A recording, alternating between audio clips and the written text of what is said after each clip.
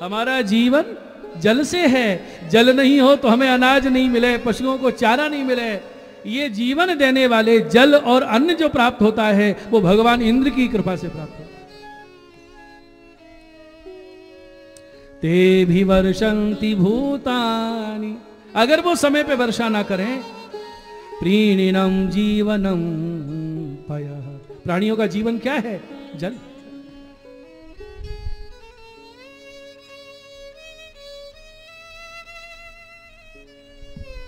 बेटा जो कुछ है हमारे पास ये सब इंद्र की कृपा का फल है। इतना गौधन, लक्ष लक्ष गैया, इतनी भूमि, इतनी कृषि होती है, आज हम ब्रजराज कहला रहे हैं, ये सब इंद्र की कृपा का फल है।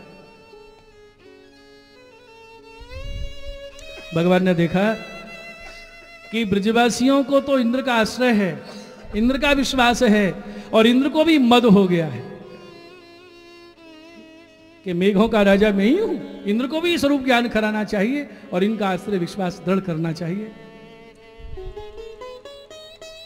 भगवान बोले बाबा आज मैं कछु बोलूंगो, और सुनो बाबा अकेलो ना बोलूंगो, पंचायत जोरो, मैं पंचन के बीच में बोलूंगो। नंद बाबा बोले कन्हैया लाला देख 4 बीसी ऊपर 13 को है गयो मैं, 4 बीसी ऊपर 13 कितने 93, और आज तक मैं पंचन में ना है बोले कन्हैया, और तू 7 बरस को पंचन में बोले वो। भगवान बोले हम्बे बाबा क्यों कन्हैया? भगवान बोले 7 बीसी ऊपर 13 93 बरस तुम्हारे बाबा, और 7 बरस मेरे, पूरे 100 है गए।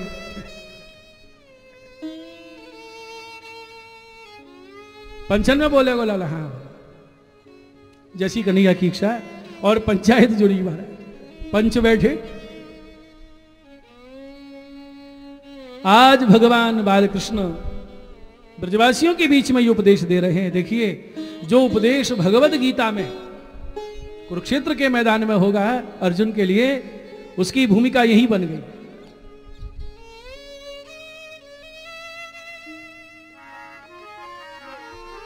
कर्मणा जायते जंतु कर्मणैव विलीयते, सुखं दुःखं भयं क्षेम कर्मणैवाधिपद्यते।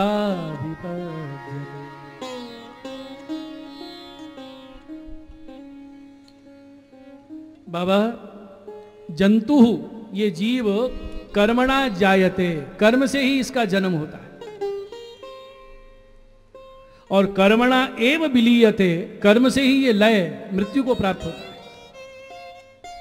कर्मणा एव सुखं दुःखं भयं क्षेमं अभिपद्यते, कर्म से ही सुख दुख भय क्षेम सब कर्मों का फल है।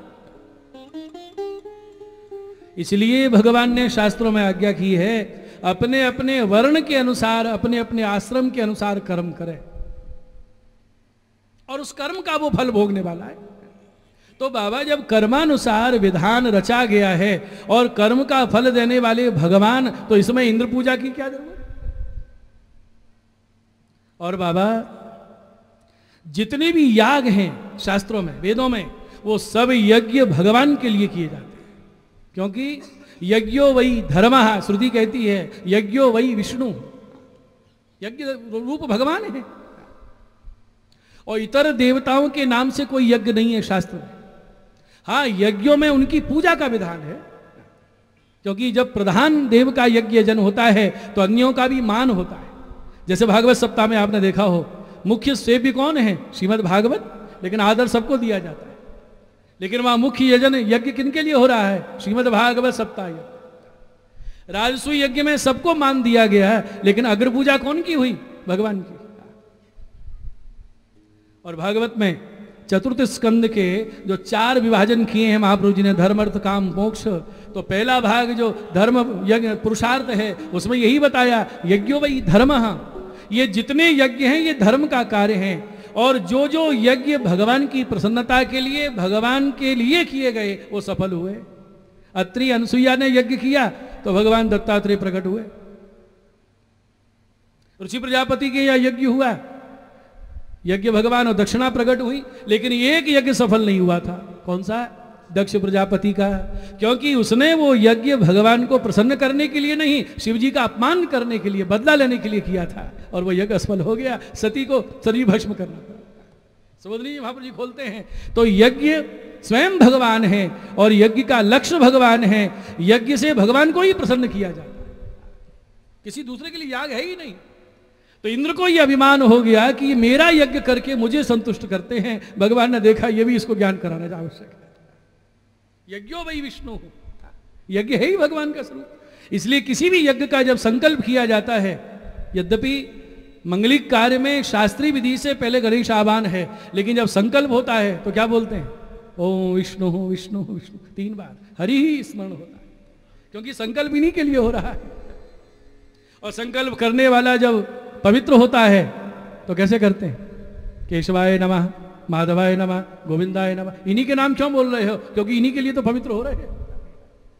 तो यज्ञ और यज्ञ का उद्देश्य, यज्ञ से जिनको प्राप्त किया जा रहा है वो भगवान हरि ही है, दूसरा नहीं है।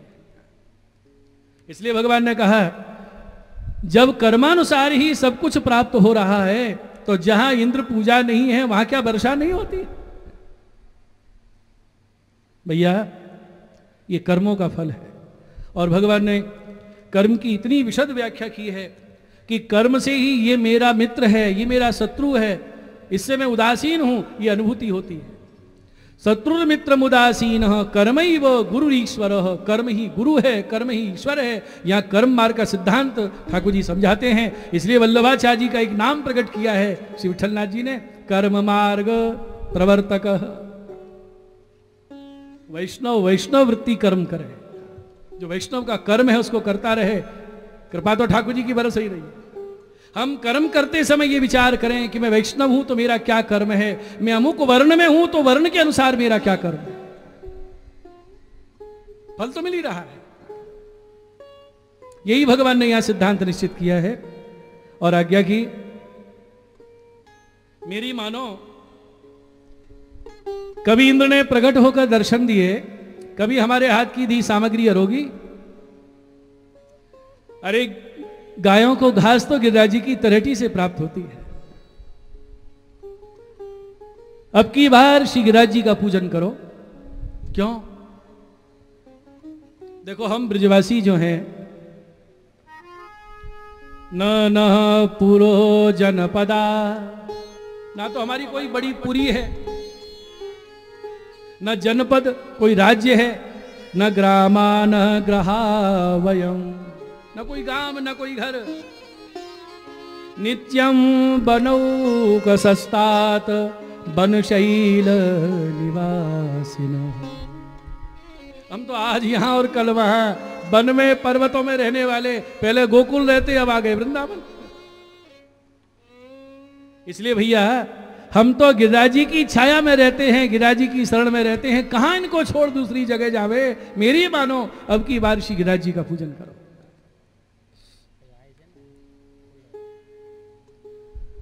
और यही मेरा जो मत है, ये ब्राह्मणों को प्रिय है, गायों को प्रिय है, सबको प्रिय है।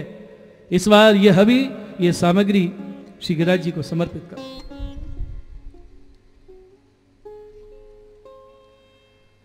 यज्ञ की विधि भगवान बतला रहे हैं।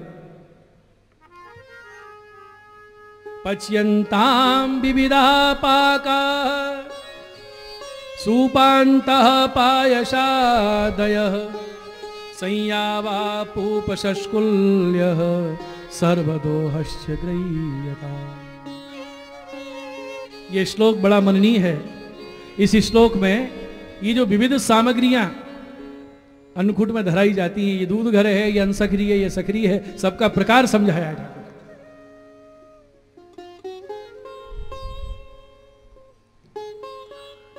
विविधा पाका, अनेक प्रकार के पकवान सिद्ध करो। कैसा?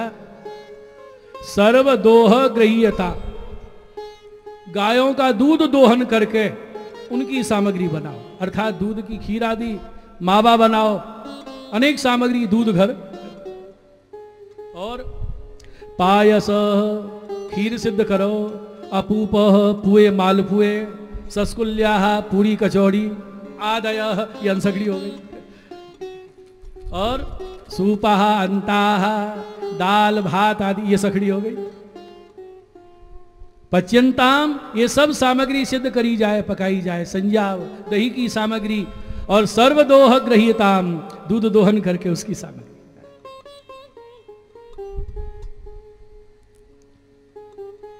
ये सब सामग्री सिद्ध करो और ब्राह्मणों के द्वारा पूजन करवाओ।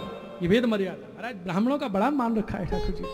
अन्नंग बहुविधं तेभ्यो देयंग वो धेनु दक्षिणा, उनसे यज्ञ कराओ और फिर उनको दक्षिणा दो, धेनु आदि दो। और जब ये